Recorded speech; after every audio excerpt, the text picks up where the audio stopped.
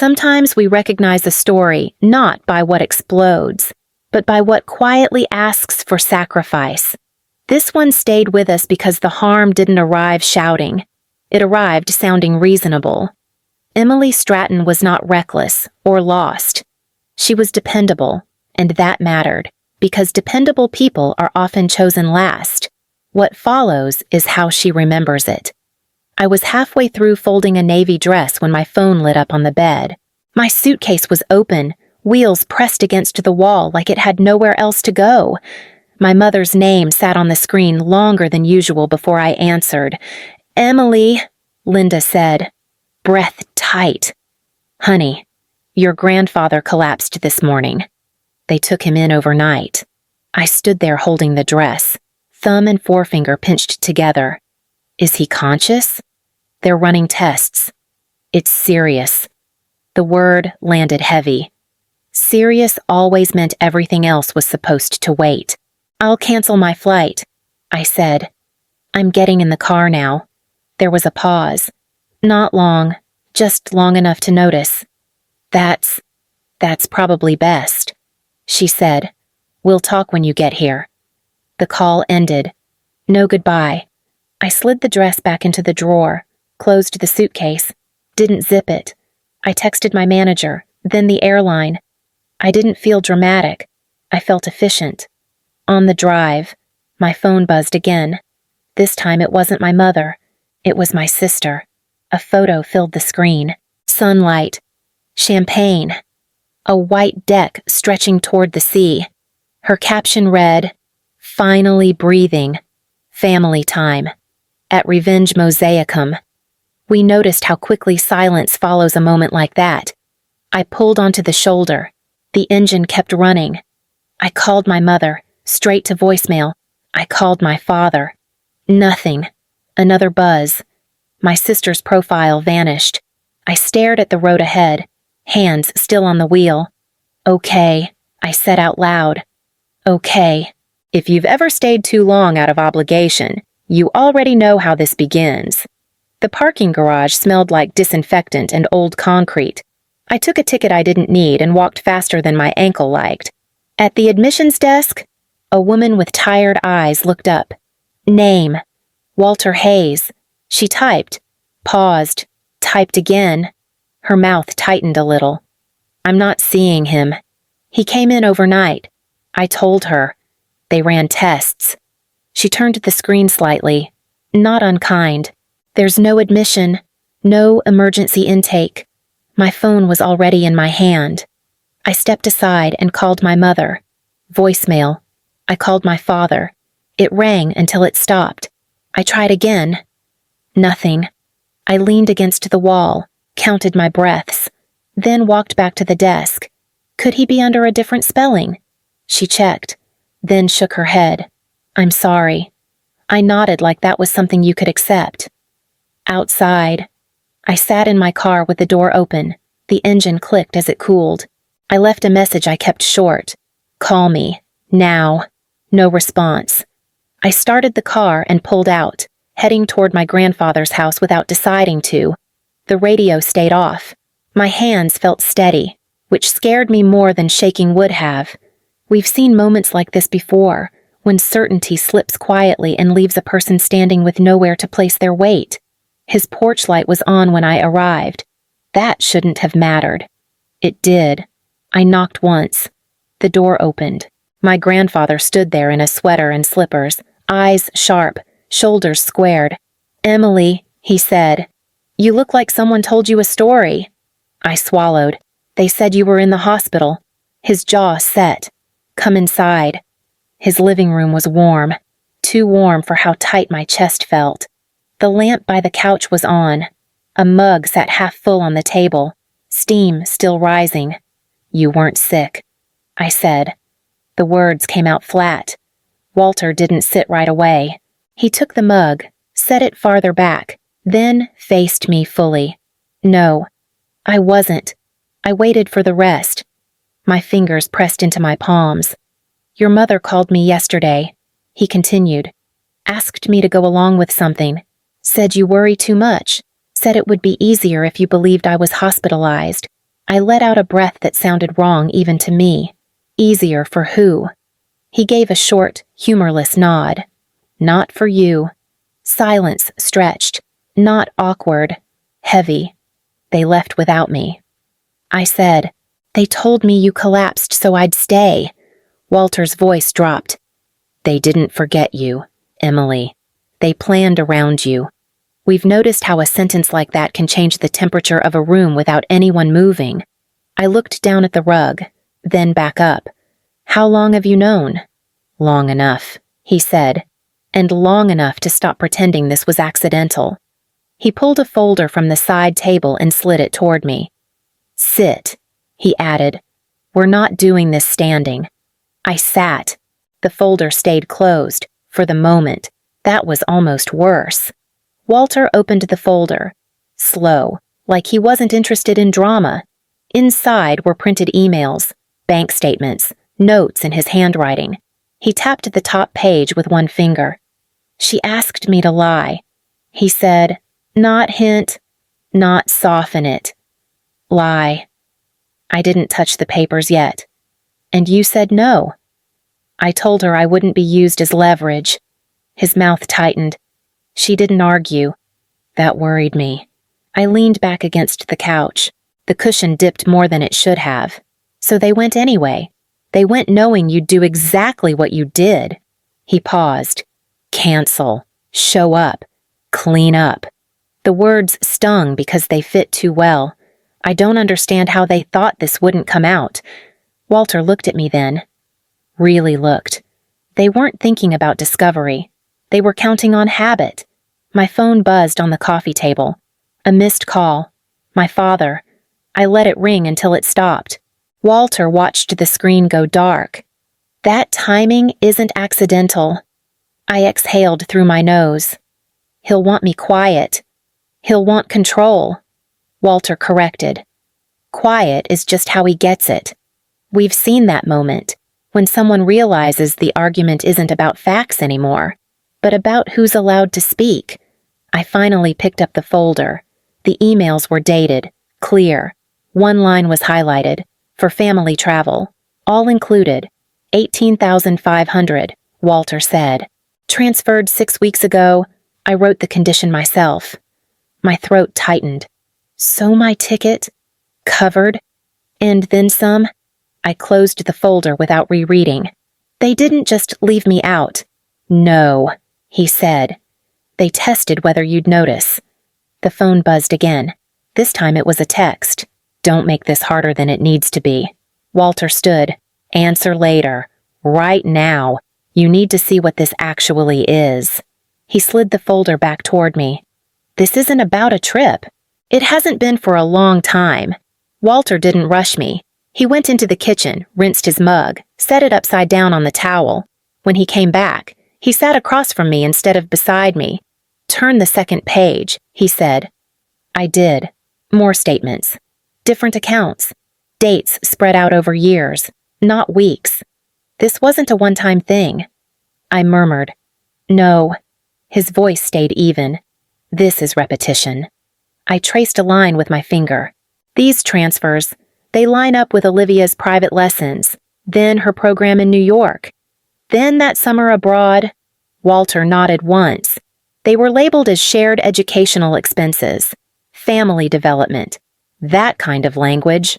I swallowed. And mine. They were never used for you.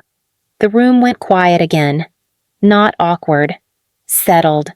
Like we were finally using the right words. My phone lit up. A text from my sister. You're being dramatic. Dad's furious. I locked the screen and set it face down. They always say that. I said that I'm exaggerating. That I imagine slights. Walter leaned forward. Patterns don't require imagination. They require attention. We've learned how destabilizing it can be when someone names a pattern out loud, especially one you've been trained not to see. I looked back at the papers. How much? Between $680,000 and $730,000 over time? He didn't soften it. That's the range. My jaw tightened. They told me there wasn't room to help when I asked about graduate school. They told you what preserved the structure. I let out a breath and felt it shake. So the trip wasn't the betrayal? No, Walter said. It was the reminder. I closed the folder carefully, like it might bruise if I didn't. They thought I'd swallow it. They counted on you doing what you always do. I met his eyes. I don't think I can anymore. He didn't smile. Good. That means you're paying attention. Walter slid another stack of papers out of the folder. Thicker this time. He held them for a second, then placed them closer to me. Like distance mattered. These are from the trust, he said. The ones set up in your name. I didn't reach for them right away. My hands stayed folded in my lap. I thought that was locked. I said, until I turned 30. It was meant to be. He tapped the first page. Discretionary distributions. Approved under the phrase family advancement. I looked down. Dates jumped out first. Years I remembered for other reasons. Moving apartments, working late, skipping things. These withdrawals line up with Olivia's milestones. I said quietly. Her acceptance. Her apartment. Her wedding deposit. Walter nodded. And with your nose. I swallowed. They told me there wasn't enough. That things were tight. They said that while moving money labeled as yours, the air felt heavy, like it needed to be pushed through. How long? I asked. Since you were a minor. He didn't hesitate. Not all at once. Gradual. Careful. I flipped a page. Then another. My chest tightened. This one, I said, pointing. That's the year I asked for help with tuition. Walter leaned back. They denied you 3 weeks after approving a transfer for Olivia's program. I let out a breath that turned into a sound I didn't recognize. My eyes burned, but nothing fell. They didn't just choose her, I said. They erased me. We've seen how naming that kind of loss can drain a room of air, even without raised voices. My phone buzzed again. A call this time. My father's name. Walter watched my face. Then the phone. Answer it if you want. I picked up and put it on speaker. You've caused enough trouble.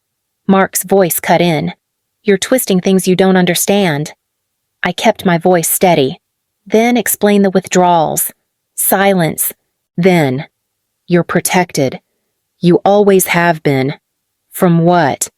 I said. That's not something you need to get into. Walter leaned forward. I think she does. Mark's breath hitched. Dad, stay out of this. Walter's voice dropped. You brought me into it the moment you used my name to move her money. The line went dead. I stared at the phone. Set it down slowly. They weren't afraid of me. I said. They were afraid of you. Walter didn't correct me. They're afraid of exposure. I looked back at the papers, then closed the folder. I don't want to argue anymore, I said. I want the truth where it can't be buried. Walter nodded once. Then we stopped pretending this is a family disagreement. I felt something settle in my chest. Not relief. Resolve. Okay, I said. Let's do that. I stayed at Walter's house until the sky outside went dark. Not talking much. Just sitting there, the folder between us like something that needed time to settle. When I got back to my apartment, my phone was full. Missed calls. Messages stacked on top of each other. My mother's came first. Emily, please don't do this. You're misunderstanding everything. Then my sister. You're ruining things for no reason. Dad says you're spiraling. I didn't answer either. My father tried again. I let it ring once, then twice. Then picked up and set the phone down on the table without lifting it to my ear. I hit record. Enough. Mark's voice snapped. You need to stop talking to Dad. This is a family matter. I leaned closer. Then keep it in the family. Don't threaten me. A sharp breath. No one is threatening you. We've protected you for years. I let the silence stretch. Protected me from what? I asked. Nothing came back. just the faint sound of him shifting, like he'd stood up. We've noticed how quickly confidence drains from a conversation when someone stops filling the space for others. I'm not asking anymore. I said, I'm documenting. That's a mistake. He replied, maybe. I ended the call. I didn't cry. I didn't pace. I opened my laptop and organized files the way I always had when things felt out of control. Dates, screenshots, statements. Then I wrote one paragraph. Clean, no adjectives, no explanations. I read it twice, closed the laptop, left it there. For the first time. I wasn't trying to be understood. I was making a record. The conference room smelled like coffee that had been sitting too long. Someone had opened a window, but it didn't help much. I took the seat near the end of the table, hands folded, phone face down. My father arrived last. He didn't look at me. He nodded at the others like nothing unusual was happening. This won't take long. He began. We're here to clean up a misunderstanding. The door opened again. Walter walked in without hurry. No folder this time. Just a thin envelope under his arm. The room stilled in a way that felt practiced. Mark's jaw tightened. Dad, this is internal. Walter placed the envelope on the table. Not anymore. He slid a document toward the center. No flourish. Just paper. I transferred my voting authority this morning. He continued, effective immediately. A few heads turned. Someone shifted in their chair. To Emily. He added. Mark finally looked at me. His face went pale. Then rigid. You can't be serious! Walter's voice stayed level. I am. We've watched rooms like this change before, not from shouting, but from the sudden absence of assumed power. A knock at the door. 2 men stepped in, suits darker than everyone else's. One spoke quietly to the board chair. The chair nodded, eyes wide. My father stood. This is getting out of hand. I stayed seated. It already was. Walter didn't raise his voice. You used my name to move money that wasn't yours. You used her silence to hide it. The men waited, patient, unimpressed. Mark looked around, searching for support. There wasn't any. I felt my shoulders drop. Just a little. Not relief. Release. Walter turned to me. You don't need to say anything. I nodded. I know. The room kept breathing. But differently now. The house was quiet again the next morning. Not tense. Just quiet. I sat at the kitchen table with a cup of coffee I forgot to drink. Walter called once. Not to update me. Just to check in. You sleeping? He asked. A little. That's enough for today. We didn't say more. We didn't need to. I went back to my apartment later and unpacked the suitcase I'd never taken. The navy dress went back on its hanger. The tag was still on it. I left it there. Things kept moving. Meetings, emails, paperwork with my name on it where it used to be someone else's. I handled them one at a time. No rush. What surprised me wasn't the anger fading. It was the weight lifting. I hadn't realized how much of myself I was carrying just to keep things smooth. Emily Stratton doesn't do that anymore. I don't explain my tone. I don't chase silence. I don't step in to make it easier for people who chose not to see me. If this story stayed with you, you know why. We're listening, and we're glad you stayed until the quiet.